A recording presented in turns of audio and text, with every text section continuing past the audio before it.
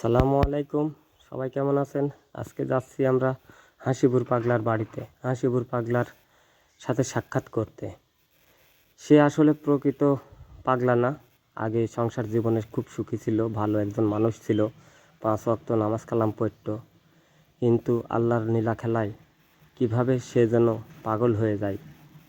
তারপর থেকেই সবাই তাকে হাসিবুর পাগলা বলেই জানে।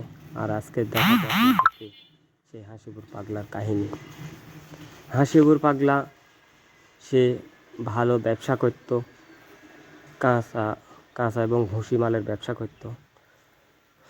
সে আসলে পাগল নয়, এখন পাগল হয়েছে। চলে এসেছি আমরা হাসিবুর পাগলার কাছে। হাসিবুর, কি খবর? ভালো আছিস? খাওয়া দাওয়া করছিস ভাই? হ্যাঁ, এই হচ্ছে হাসিবুর পাগলা। সে আগে 5 ওয়াক্ত নামাজ কালাম পড়ত, এখন দেখুন কি অবস্থা তার। কানে দেখুন ঘাও হয়ে গেছে, মুখ চোখ পুরা ঘায়ে চর্মরোগের মতো একটা রোগ হয়েছে। তাকে দেখার মতো তার মা ছাড়াই দুনিয়াতে কেউ নেই। সে তার জীবনযাপন এখন শুধুই বাড়ি থেকে রাস্তায়, বাজারের পর বিভিন্ন মানুষের থেকে কিছু চেয়েছে খাবার খাই। কেউ 5 টাকা, কেউ 10 টাকা, কেউ এক কাপ চা দেয়, কেউ একটা বিস্কিট কিনে দেয়। এভাবেই চলে তার জীবন। আসলে তো এটা তার জীবন নাই, এটা সে খুবই কষ্টের ভিতরে আছে।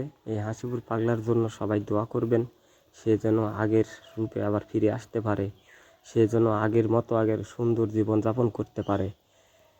এই হাসিবুর পাগলা এক সময় আগে ভ্যান চালাইতো, ভ্যান চালাইতে তার বেশ কিছু টাকা জমানো হয়, আর এই টাকা দিয়ে শুরু করে সে ব্যবসা বলতে গেলে লক্ষ লক্ষ টাকার ব্যবসা তিনি করছেন। আর এই ব্যবসার সাথে আরেকজন তার পার্টনার ছিল, সে পার্টনারও অনেক ভালো। সে পার্টনার মাঝে মাঝে এখনও খোঁজখবর নেয়, সে কী অবস্থায় আছে, কি করছে। হ্যাঁ, কিন্তু পার্টনার তো সারা জীবন তার দায়ভার নেবে না। তাই তার জন্য সবাই দোয়া করবেন, সে যেন আগের রূপে আবার ফিরে আসতে পারে। এই জন্য আপনাদের কাছে দোয়া প্রার্থী।